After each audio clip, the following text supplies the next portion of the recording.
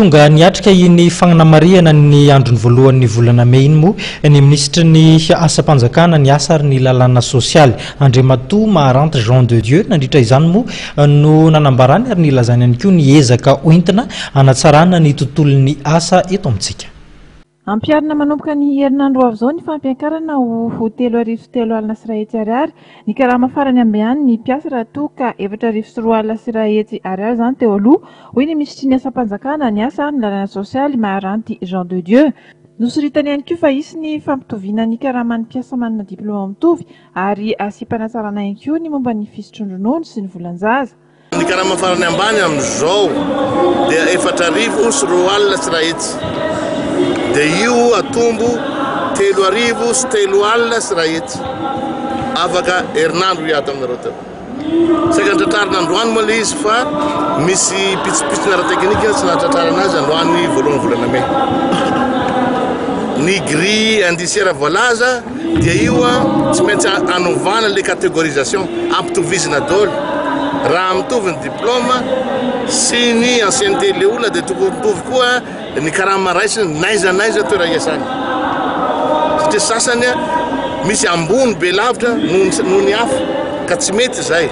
Satria anisan'ny zavatra iaditsika dia hoe zay traitement égalitaire na fampitovizina ny fomba fitantanana ny mpiasa rehetra. Ny code de prévoyance sociale izy hoe raha farany ela indrindra ato anatin'ny 3 volana dia tsy maintsy mivoaka. Fa satria zao le izy tsapa tokoa fa tena voamafy ny mpiasa malagasy. Hitanareo tao fa fitakina 2 ariary fotsiny ny volanjaza. Dia nanontany atao firy ny heveranareo tokony mety 7 izy.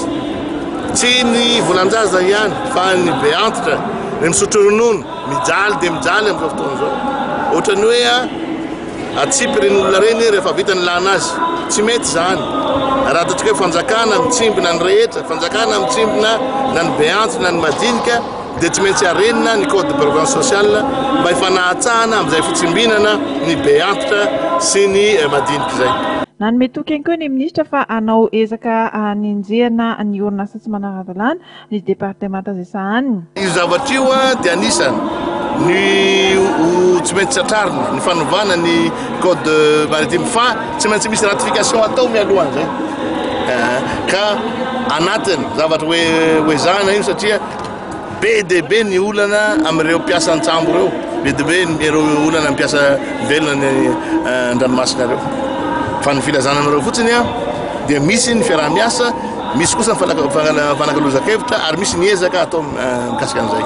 Mikasika ny asa ny tatsambo manoka dia nilaza ny ministry ny asa-panjakana ny asa ny lalàna sosialy Maharanty Jean de Dieu fa dia ezana ny ametraka ny lalàna amin'ny fehiny fivezivezena an-dranomasina ary jerena ao anatin'izany ny sosialy ny tatsambo.